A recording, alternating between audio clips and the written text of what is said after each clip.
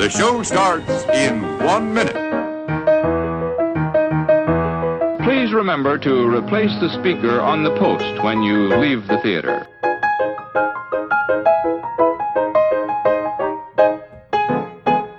And now, on with the show.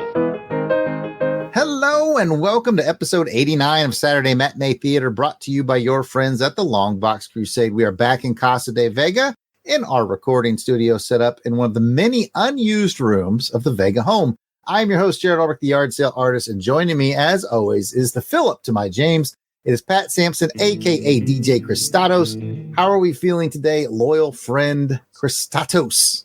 Well, Jarrod, I am doing fine. I'm glad to be back here at Casa del Vega. That means me and Dave can come down on those tacos, how we're doing here. And just to let people know, we do have a special running again this time while we're here. But in order to hear that special, I'll wait till the end to let you know what that special is, what we're having a half off price on, so we say. But I especially want to invite people to come down on those tacos. And Jarrod, if you could, Dave and Pat are getting ready to launch a t-shirt. So maybe if you're in the branding area, Dave, you might be able to show us that logo that we have for Pat and Dave's Come Down on them tacos. Oh, you've already uploaded it to the StreamYard. Okay. Yeah. I've got it. Yeah, I was just going to mention the logo because you sent it to us in the group chat a couple of days ago. And I got to get a shirt for Pat and Dave's Come Down on them tacos. Oh, that's amazing. 100% going to order a shirt. Oh, Pat, you've got the Delvin effect going on because you're using your phone. Now. You're Delvin. I'm so excited. Do the heart hands and all that. There you go. Okay. Oh, I love you guys. Who doesn't love some Come Down on them tacos? I do. I'll give the viewers at home one more look at the Pat and Dave's Come Down on Tacos logo. Wow. Yeah, I'm ordering that shirt for sure. Definitely. So, yeah, lots going on here. And we're excited for our new adventure that Dave and I have coming up. Okay, for the listeners at home, too, just real quick, if Pat sounds a little different on this recording, it's because he had a bit of an internet snafu. He literally had his fiber line cut, so he's using his phone to record this episode. So that's what we got going on with Pat. Now, we do have a guest for the show, and joining us for guest status is captivating Kathy Bright, the MVP, the host of our LBC Irregulars, Jeremy Brett, Sherlock Holmes show.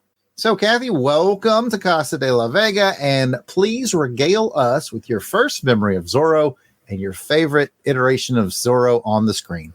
Oh, that's a toughie. I should have pre-planned for that. Wasn't there a movie like back in the 80s, probably? I feel like that was the one I remember the most. Certainly there was. Was it the Mask of Zorro or the... I believe that is correct. But I will say my fondest memory of Zorro is Mr. George Hamilton, because I adore him. Yeah, Zorro the Gay Blade. It is surprisingly good. It's a great movie. But now I thought I'd pop in and make sure you guys knew that me, Joyce, and Pat Phillip, that we are brother and sister. We're not married. I found that out in this episode. I know. And I thought I would just come by and make some phone calls. All right. Making phone calls is going to be a key element to this. Yes, this was the episode where I finally for sure realized that they are brother and sister, which is good because we've seen the way she's looking at Zorro. All right. With that, Patrick, do your job and let the listeners know what they are in for. And I'll remind you to let them know what they're in for via the script, not what they're actually in for. Oh, okay. Well, what you're in for is a great time here at the LBC. But, Jarrod, I am glad you asked because Saturday Matinee Theatre is a retro review show brought to you by the LONGBOX CRUSADE, where we will be taking you back to the past for some potentially overlooked retro awesomeness, either in television, movie serials, or films. Basically, if it's vintage and it's kind of forgotten, we're going to dig it up. On this episode, we will continue our dive into 1937's Zorro serial, Zorro Rides Again. 1937's Zorro serial was produced by Saul C. Siegel. It starred John Carroll as Zorro, Helen Christians as Joyce, Reed Howell as Philip and their brother and sisters, Duncan Ronaldo as Ronaldo, and Noah Beery as J.A. Marston, and Richard Alexander as that dastardly El Lobo. So grab your 6-shooters, oil your whip, and ride into adventure. But don't forget, make sure you put your important stuff in your boot.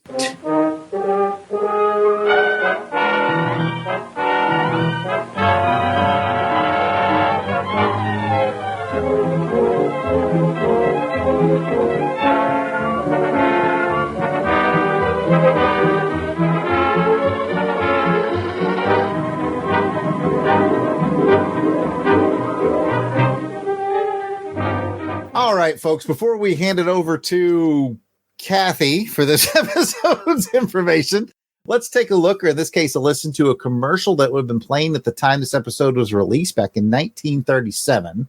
This will help get us in the right time frame of mind, if you will, and transport us back to the 1930s. For this episode's commercial retro rewind, we have Aeroplane Jelly. I like aeroplane jelly.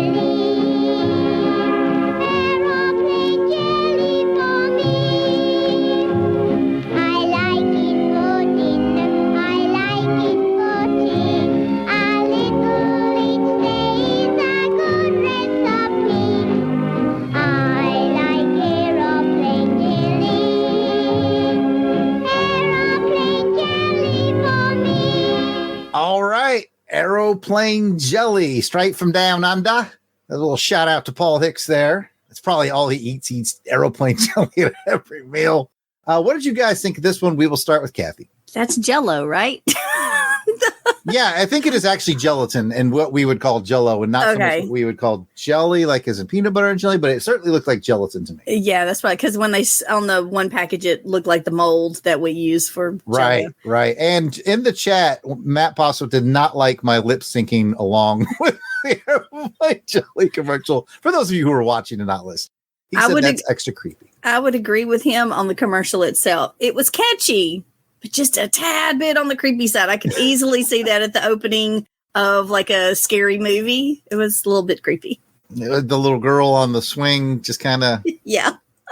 I could see that like in the beginning or in Fallout, like somewhere, you'd see that happening somewhere. Oh, yeah, like the retro vibe of the Fallout game. I want to welcome Courtney Holland to the chat. And Pat, do you have thoughts on the commercial? Well, Jarrod, I like Aeroplane Jelly, and Aeroplane Jelly likes me. And I thought it was pretty interesting commercial, kind of creepy. I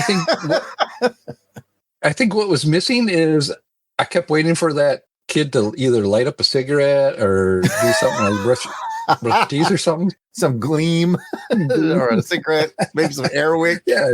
All that was needed is like a cigarette, just sitting around after a good meal. You want some Aeroplane Jelly. She's like, I'm going to take the swing apart and put it back together.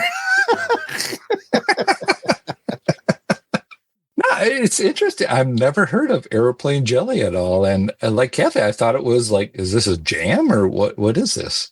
But then you see the gelatin kind of molds, and they had like a lemon. I didn't see the other two flavors that were shown there. I don't know what they were. So kind of wondering what other flavors they had. Well, the interesting thing about the commercial, those of you who listened to it, all you heard was the original jingle from the late 1930s. That company lasted into the 80s because that was actually an 80s commercial. They took their old 30s footage, and you notice how it turned into color at the end and the more modern packaging. All they did was recycle their old 30s footage and then bring, at the very end, it sort of faded into the new packaging and the color. So they were still around in the 80s. Again, that commercial was technically from the 80s using their 30s commercial, if that makes sense. But yeah, Aeroplane Jelly, I'd try it. Why not? If it's still in business, we need someone with access to Aeroplane Jelly to mail a box to either Pat or myself, because Pat and I founded the LONGBOX CRUSADE Network on recipes. We haven't done it in a long time, Pat. Been a while. On our old episodes, no kidding, for those of you who don't know, we used to ask listeners to send in recipes, and we literally would one of us would make it, And then on the next recording, we would eat the recipe of whatever somebody sent us on air and give a review of it. This is a real thing that used to happen. Mm-hmm. Speaking of recipes, Pat, I still need you to send me the ones that you got at Dragon Con. Have you tried any of those yet? Yeah. No, I haven't tried any of those yet, Kathy. Good, good reminder. I forgot about them. Yeah. Let me ask you guys a question. Jelly or Jello, what's your favorite flavor? Pineapple. Okay. Kathy, pineapple? Yes, pineapple's the first one that comes to mind. Jarrod? Gonna work those finger points. He's pointing at you, saying my name. I like Aeroplane Jelly. I don't know if that's a flavor. But you like the oil and the grease? Yeah, no, I think I like a good lime. You know, the green one, the green lime? Mm-hmm, I do. I do like a lime. You know, here's a little secret that we do here at the Casa del Samson household, here at the Cristatos household. I like to freeze grapes, but when you freeze the grapes, you sprinkle the gelatin over it, and then it gives it that little extra flavor. I like a little lime. Lime is good because it gives a little kind of a... Oh, yeah, wait. I got to make sure I understand. So you take like the powder, you put some grapes in a bowl. No, put them in a plastic bag. Like a gallon bag. And then put in some gelatin powder. Just sprinkle that gelatin on it. Yep. Shake it up, put it in the freezer, and it freezes the grapes. The grapes this sounds delicious. Oh, I do love I love frozen grapes, so I may have to try this. Yeah. If you like frozen grape, great summer snack. And it's got a little sourness from the gelatin. All right. There you have it, folks. Now we're giving ourselves our own recipes. Yeah. I'll just go into the chat real quick, by the way. Almost unanimous people were creeped out by the little girl in there. And as far as favorite flavors go, Courtney Holland chimed in with strawberry and orange. Thank you, Courtney. I don't argue with it. There's no bad Jell-O flavor. I actually do. I like the sugar-free, too. The sugar-free strawberry is pretty good. That brings me to my next question, Pat. The gelatin pack you're putting on, is it standard or sugar-free?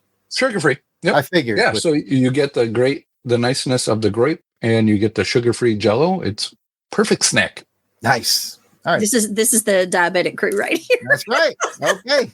Welcome to this podcast about Zorro, where we're going in depth on gelatin recipes. And again, if anyone has access to Aeroplane Jelly, if they're still in business, let us know and send us a box, and we will make some magic happen with that. Pretty much talking to Paul Hicks, I think, but we'll see.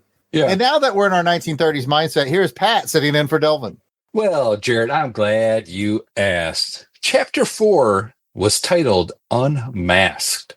It was released the estimated time around, let's say, November 6, 1937. It's kind of, things have been lost in time, but that's around the time frame we're in, is 1937, November-ish. Director was William Whitney and John English. Writers are Frank Adrian, Morgan Cox, Barry Shipman, John Rathmel, and Ronald Davidson. As a reminder, all 12 episodes are available on YouTube, and we highly encourage you to watch this episode before you proceed with the podcast, because not only is it just more fun that way, but Jarrod is about to give away the synopsis on this episode, and then we're going to discuss it. So there's probably some spoilers heading your way. So again, if you haven't watched this episode, we recommend you pause here, go back out to YouTube, and then come back and join us for our discussion. And at about 17 minutes per episode, it's not a big time demand. For those of you who are watching along with us, we'd love to hear your insights. Don't forget to comment about the show on the Twitter X using the hashtag I'm following Zorro. Jarrod. Hashtag come down on them taco. Hey, no, I'm sorry. Hashtag I'm following Zorro. Kathy.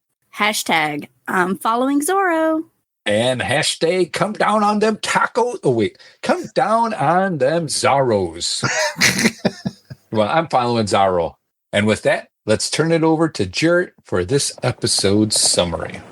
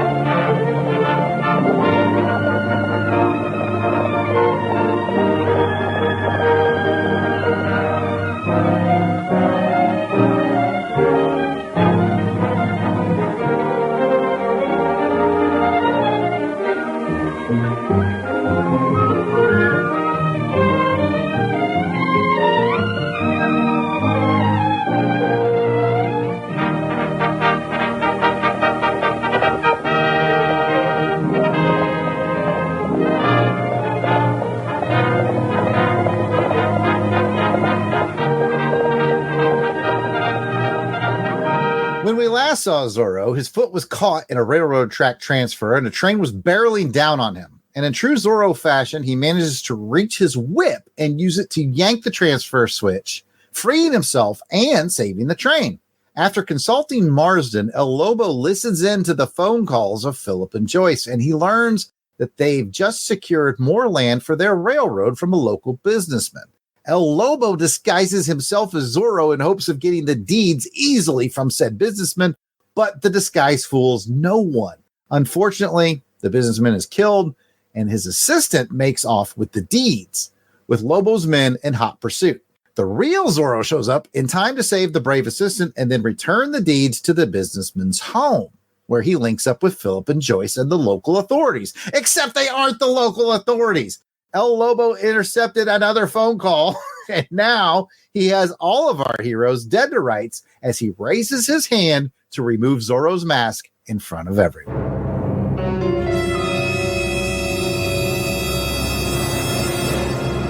Okay, it's time to get into the highs and lows and what does for this episode. We will start with Kathy. I'm going to start with the tiniest of low, just because everything else is pretty much a high. I really enjoyed this. I did go back and watch the last episodes. I did not think the transition from episode 3 to 4 fooled me enough. Because at the end of episode 3, he literally, he was bracing for impact. Like, the train was literally, right on him. Oh, it was such a great ending. We loved that one. Yes. But then the beginning of 4, he's, got all the time in the world. Like, he's got time to pick up his whip. He's got time to change the, thing. So I'm starting to think Kathy didn't watch any of the Flash Gordon episodes or any of the Batman episodes. This is very typical serial behavior, Kathy. But yes, you're right. I figured. You're absolutely right. At the end of 3, it was like that train was on top of him and he was frozen and he had more time to react. You're absolutely right. I'm beginning to think that part of this whole serial thing is oh, we got to give a 2-minute intro of what happens. And in the 2-minute intro, it's totally different than the cliffhanger. And you get those missing 2-minute parts of and I do how like he what gets you out said of it. In the last podcast episode about the little reminders of who everybody is and kind of where they're at in each episode. I liked those as well. Yeah, I remember Pat brought that up last time. And yeah, those are nice. A quick check-in on who's who the players are, what the latest is. But yeah, it's a good point, Kathy. We had a great cliffhanger at the end of last episode. And what I really liked about it was so great because we were all wondering, how's he get out of it? And our leading theory was he was going to pull his foot out of the boot. But he used the Zorro whip to save himself. And I was so excited. I was like, yeah, the whip. Pat, go ahead and run with that and whatever your high or low is. Well, yeah, I actually liked, there was a lot of whip action. There's a lot of going on here. There was a lot of whip action going on here that I liked. This was one of the opening sequences again, where it's yeah, I've seen this. We're 2 minutes into it, but I think it helped me understand what was happening and helped me understand how he got out of it now. It was cool because within that time frame, you see him use a whip twice. Once at El Lobo, and he kind of just gives him the back whip. I was like, that's a cool move. He's just and he gets him, and then he uses the whip to hit that switch and get him out of there and save the train, and everything was cool. So a little different than some of the episodes we've seen in the past with this, that he actually got out and saved the day. And I was like, oh, this middle part was it was all right. It's like a celebration a little bit instead of seeing the celebration towards the end. Well, I was definitely excited to see the whip action too. And I would say I would add a high to the fact that El Lobo tried to impersonate Zorro. I thought that was fun. Where does he get a suit? Where did he get a suit to impersonate Zorro? He probably went to the production company that's making this cereal and was like, let me get that. It was a little bit larger size, though. Yes, he's bigger than Zorro. I got on my notes here, a little plump to be Zorro. I did too. What was mine? Zorro gained a bit of weight. Husky Zorro, ladies and gentlemen, Husky Zorro. Yes, husky size, plus size for Zorro. All right, back to Kathy. I wanted to talk about the use of the horses in this series. Well, first of all, I loved the way the guys who had the lease agreements or whatever, I liked how that's how they knew that it wasn't really Zorro, was because of the horse. Mm-hmm, that's right. I feel like I noticed that in one of the first episodes. I feel like as they were filming, I'm like, I don't know if that's the same horse they're using. But anyway, I love the horse work in this series. Like, there's a lot of them. I think it's a different use of horses that they did back then because they used them so much more prevalently. I really enjoyed it. Kathy's on Horse Watch. I am. Horse Watch. All right. Yeah, they definitely lean on that. Again, as you've probably learned since you did the rewatch, you're caught up on this. This is Zorro is definitely playing to the crowd of the late 30s when the cowboy picture was really popular. So, this is why we're seeing Zorro with the 6 guns as opposed to the sword. But we all love it when he uses the whip. That's the through point. And I'm hoping he picks up a sword at some point in this serial as well. But yes, definitely a lot more horse work in this one. Patrick. Yeah. They weren't really horsing around on this one, Saw it coming a mile away. I was going to use horseplay, but anyway.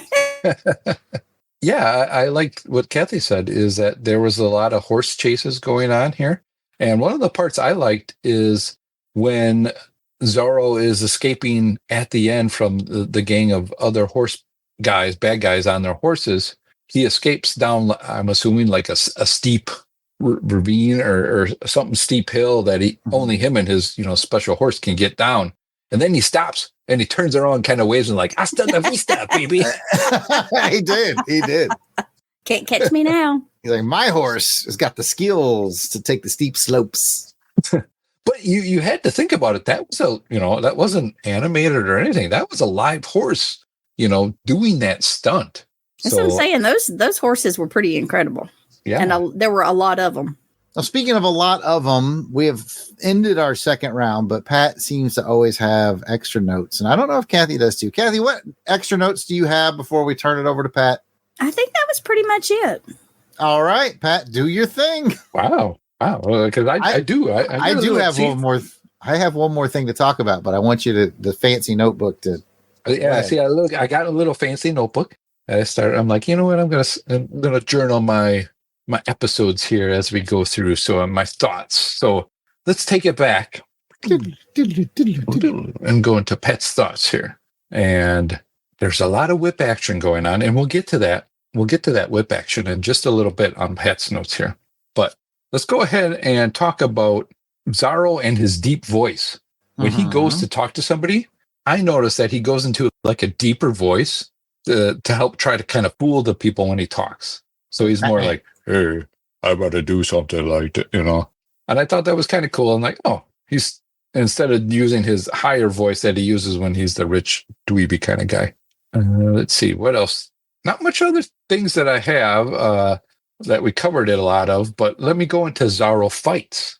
Okay, because that's what you're all here for. Is what I do Zorro have a quick question before you get into the fights. The hats that the bad dudes are wearing, is that what a sombrero's supposed to look like? Their hats are very big, like a tall hat. Yeah, I don't know. Like, is that a 10-gallon hat? Is that a I don't know embroidered sombrero? I don't know. I would have called it a 10-gallon hat, but I don't know from cowboy hats. Okay, all right. Kind of reminds me of the hat that Curious George guy would wear. Yep, that big yellow hat. You got that right. But I don't know. Maybe if there's somebody around that can tell us, let us know. We'd love to hear from you on your hat expertise or just hat knowledge. But let's go ahead and get into Zorro fights. In this episode, Zorro fights El Lobo with the whip. Whip. Then he fights. His foot is trapped, but he fights it and then he fights the switch because I had to whip the switch. So I call it kind of fighting the switch because. All right, sure. Yeah, he fights it with his whip, though. That's 2 whips, right? And then we see him fight a gunman on a horse who is going to stop him, trying to free the other guy that got off with the paperwork. And that he used the whip on that guy, too. So we got 3 whips in this time. I was like, wow, we're actually starting to see him do the whip. And we were kind of worried about that before, right? We didn't see him use much whip in the past. Then we see him fight a horse chase. So he kind of gets away from that. Then we see him fight that same gunman again, but this time he shoots him. Mhm. He's like, I'm not using a whip anymore. You should have stayed down. You should have stayed down when I told you to stay down. You should have come down on him. Got that right. That's him come down on him. And just for that, we're going to have special on come down on him just because Zorro came down on him. Oh, all right. I look forward to the come down on them taco special. It's a good one. You might like it. I'm assuming you will. And then Zorro fights another horse chase and gun chase, but gets away with that cool. There's a lot of chase mechanisms going on here. And I just want to end the discussion with where the episode ended. I think we are now 2 for 2, maybe 4 for 4. This is the 4th episode. Yeah, we haven't had a bad cliffhanger yet. And this one I thought was really good. I mean, he's about to be unmasked in front of everybody by El Lobo. I can't wait to see how he gets out of it. I'm excited about this cliffhanger, but let's get everybody's thoughts on the cliffhanger. Go ahead, Pat. I think it's going to be like an imposter guy. I think it's going to be like Ronaldo. Maybe the guy that he let go that had the plans. Okay, I was thinking maybe he could get saved by some kind of a big explosion at the last second. Could be. I don't know, but what did you think of the cliffhanger, Kathy? I enjoyed it. I like his theory of an imposter, but I don't know who else knows other than Ronaldo that would help. I don't know. I'm intrigued. I'm looking forward to it. That's how they get you. But let me throw in one other question for you guys, and something that I didn't have on my notes here. But let's talk about the brother and sister, Philip and Joyce. Yeah. Let's talk about them, and we learned that they're a little bit more brother and sisters, and that there's some things going on with their work and that. And what I noticed with Joyce is she had some kind of pants on that they go triangularly out by her pockets would be. Those are riding pants. But why do they do that? Why do they got to go out like that? I don't know, but I've just seen them in a lot of movies and stuff. But I think those are specifically for riding horses. I don't know why. Would you wear them around all the time? We got pants questions. We got hat questions. There's so many 1930s cowboy fashion questions flying around on this, and I don't have the answers. I'm going to have to look it up. All right. Well, with that, I think it's time to get in the fun facts with Jarrod. And let's talk about Duncan Ronaldo, who plays Ronaldo, strangely enough. His real name is Vasil Dumitru Koukanos, and he's never been really sure where he's from, although he's pretty sure it's Romania. He hopped a steamship from Europe to Maryland, although he claimed he was from New Jersey. He has a lot of shenanigans. Basically, the cops picked him up, and because he doesn't know a ton about his own past, all he knows is that he did hop a ship from Europe to Maryland. He lied a lot about his citizenship and where he was from, and he actually got arrested for it and sentenced to 2 years in jail for falsifying immigration documents. Like, he was all in on making some sort of a fake backstory, and it's so confusing.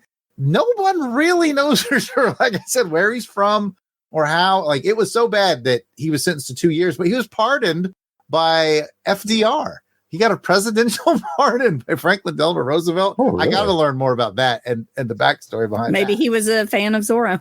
I don't know. Well, this, I think, was before he went to Hollywood, because he was making short films in New York, and then he moved to Hollywood. And I've always thought there was something just a little off about Ronaldo in this series when I look at him, because he's the older guy, but for something that looks a little weird. And I figured it out thanks to the fun facts. He's only 33 when he's filming this serial. It's a lot of makeup to make him look older, and that's why it's always looked just a little weird to me. He's 33 years old as he's playing Ronaldo, and I think the character Ronaldo was like 60 or 65. But anyway, once he gets to California, he ends up getting in this serial. He ends up being in some pretty big movies. For example, For Whom the Bell Tolls with Gary Cooper. He was in that. And then in the 40s and 50s, he plays the Cisco Kid in movies and TV. He was a very popular Western character in the 1940s and 50s, like several episodes of TV, several movies. He was the Cisco Kid, which I know Pat knows the song. Cisco Kid was a friend of mine. He's cooking up a joke for it right now. No, I don't. Okay, never mind. Cisco, I mean, what was the song by Cisco? Oh, yeah. I think the group War sang the song Cisco Kid was a friend of mine. I'll let the people in the chat square me away. Oh, okay. Cisco keep it. Okay. Yeah, you got it. All right. So that is the weird, wild, and wacky background to Duncan Ronaldo, who plays Ronaldo, whose real name is not Duncan Ronaldo, who's not even Latin American. He's from Romania, probably. Is so mixed up about his past that he was going to prison for it, for lying on immigration papers. Maybe he's Dracula. Could be. In the title cards, whatever, his name is like something Ronaldo too in it. It's like Ronaldo is played by something Ronaldo. Yeah, his real name is Duncan Ronaldo. That's his name on the books. He's playing a character called Ronaldo.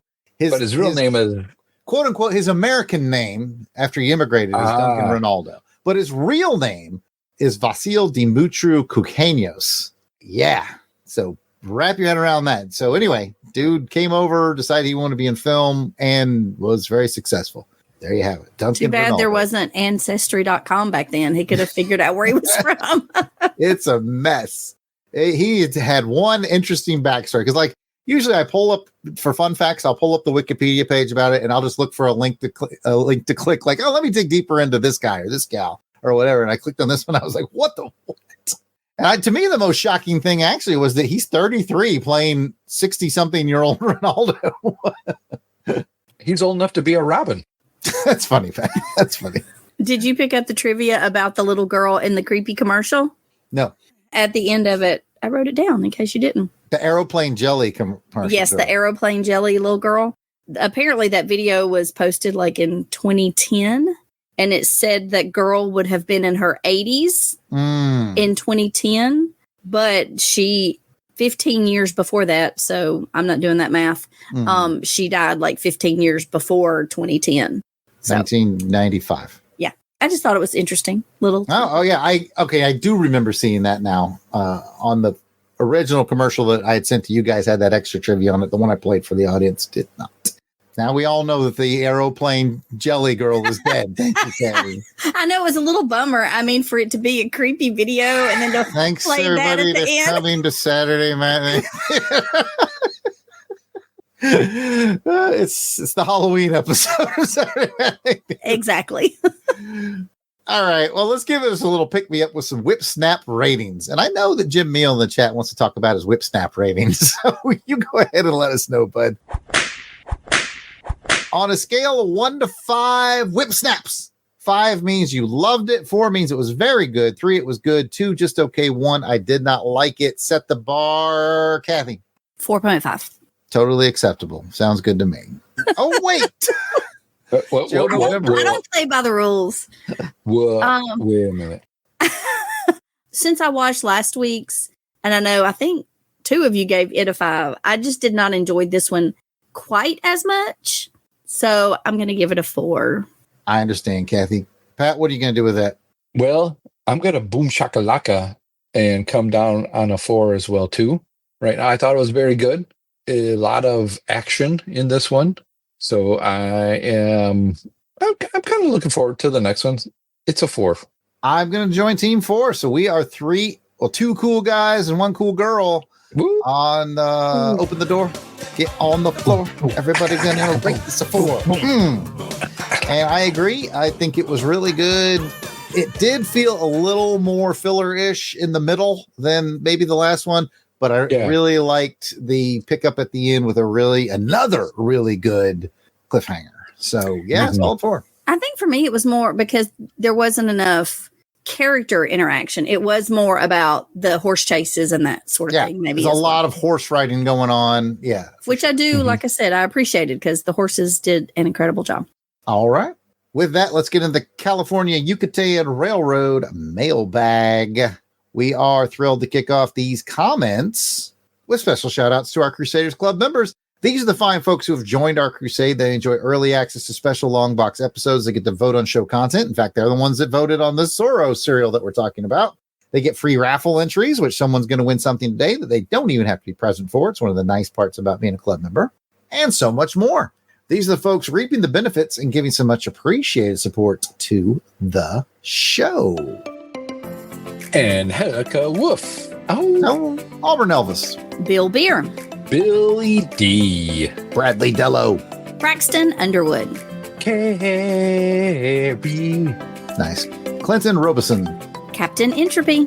Clark Westfield. Dave Collins from Dave's Come Down on 'em Taco. Oh, Pat and Dave's Come Down on 'em Tacos. Eric Hodges. Eric Porter. Ezra Gallo. Gary V. Gene Hendricks. George Meal. Gerald Green. Heinz K. Jason Keene. Jason Lady. Jeff Pullier. Jeremy L. Jim Jarman, Jim Jarman, Jim Jarman, Jim Jarman. I hope you like Jim Jarman too. With the little Jim meal on the side. Joe Man Conan. Joe Thomas. John Watson. Josh Strickland. Candace Ward. The MVP, and joining us live for this episode is Kathy Bright. That's me. Woo. And joining us me. It's me, Kathy. Sorry, that's my Mario. I can tell. And joining us live in the chat, Matt and Lizzie Passo. Mark Ross. Maxwell Traver. Michael Minton. Miranda W. P.D. Devons. Our only hope for some aeroplane jelly, Paul Hicks. I want some more Tim Tams. Rick from Jeff and Rick Present. Ronald Easterday. Rob Morgan. Samantha Maney. Sean Urbanski. Spidey 67. Spreadsheet. Steve Cronin. Tim Price. Tony Pennington. And the one, the only Toronto Cop, keeping us all safe. Appreciate it, Toronto Cop. We missing one on our list. We apologize. Keep in mind we record these episodes well in advance of a release. If you're recent edition, we'll add you soon, but no worries. Let us know we missed you by sending an email to contact@longboxcrusade.com. We will get it straightened out. You might be asking yourself, how do I become a Crusaders Club member? It is very simple. Go to patreon.com/longboxcrusade for as little as $1 a month. You'll get access to the amazing world of Crusaders Club. Come check it out. We do recommend that you do that via the website of the club and not the app on the Apple device. There's some shenanigans going on there about them taking a cut. Apple's taking a cut now. I don't know if they take it from the cut you send or what we receive or whatever. I don't like those apples. Now, I've heard if you have already been doing it via the Apple app that it's not going to change. It's sort of grandfathered in. But if you've decided you want to become a member, which we would really appreciate, helps us upgrade technology and do these raffle prizes. It's the main things we spend it on. We encourage you to do it via the website. But you know what? If you're like, I just need to do it via the app, we are not going to complain. All right. So we appreciate whatever we get from you guys, and we thank you for it. Now, if you don't have any extra scratch laying around because somebody cut your fiber optic cable lines and you don't have any connectivity to the outside world, you might want to help us out here at LBC. Without money, well, you certainly can. Write a rating, a review, wherever you listen to this. Give us a comment on YouTube. Come chat with us on our social media accounts, and we'll tell you where all those things are in just a little bit. Hint, it's at Longbox Crusade, no matter where you look. All right, let's get into our shares and retweets and all that junk for the last episode of Zorro Rides Again. We've talked about it a little bit on this one. It was called Juggernaut. Let's go through this lengthy list of the folks who shared and retweeted.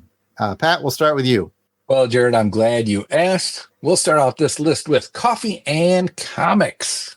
And the end of the list is Fan Film Fridays, which is the same guy as Comics. So basically, thank you, Clinton, for being the guy who's sharing this out there on social media. We did get a couple of comments, though, exactly 2 of them.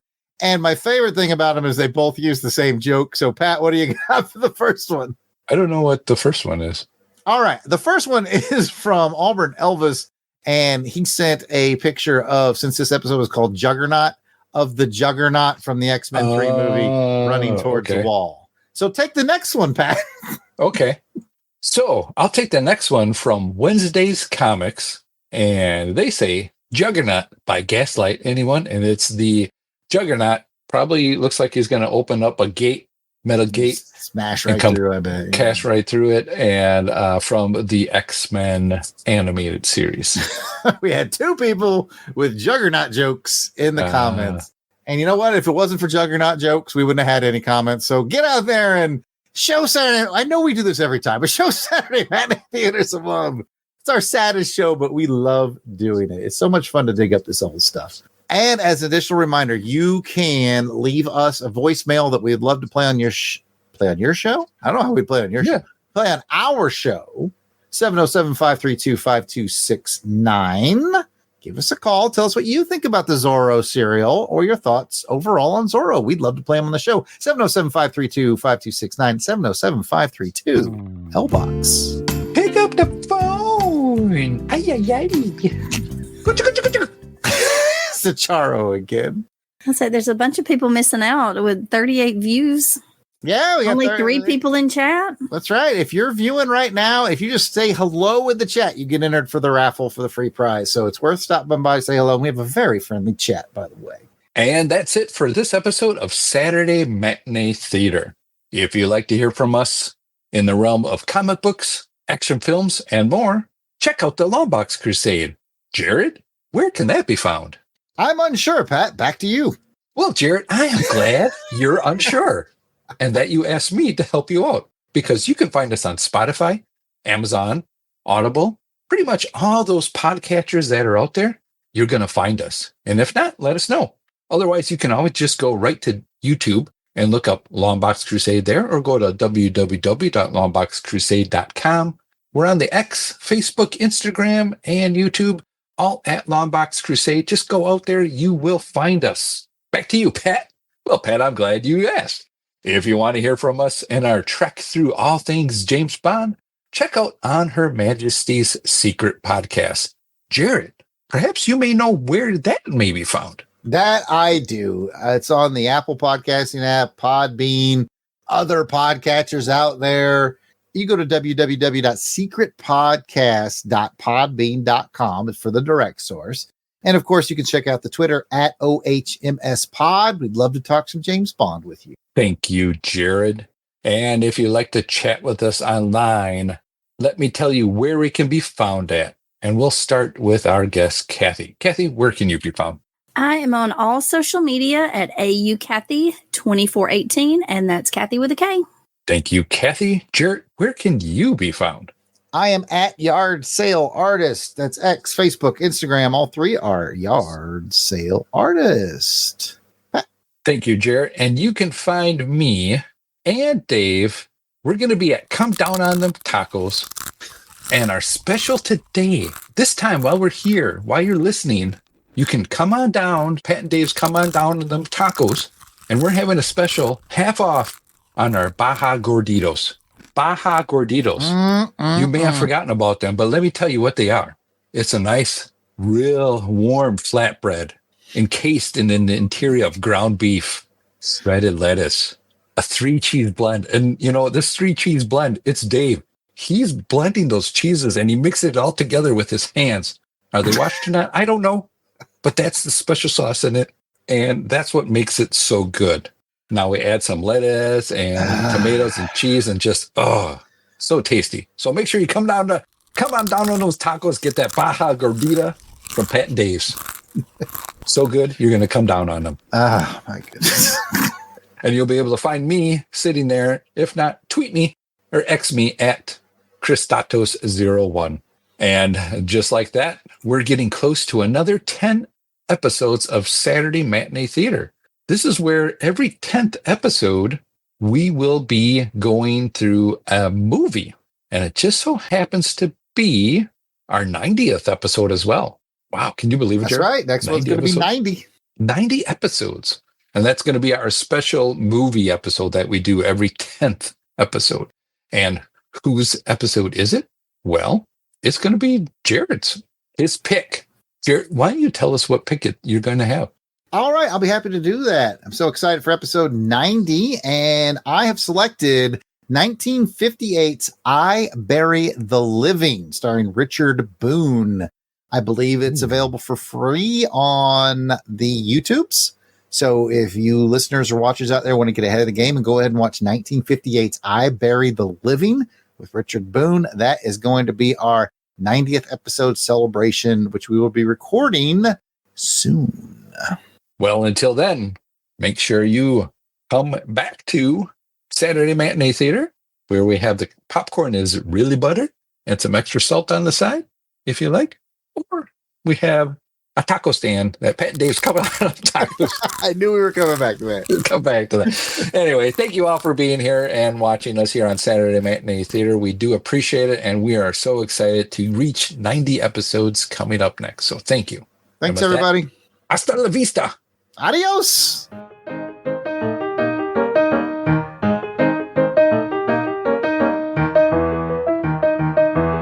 Please remember to replace the speaker on the post when you leave the theater.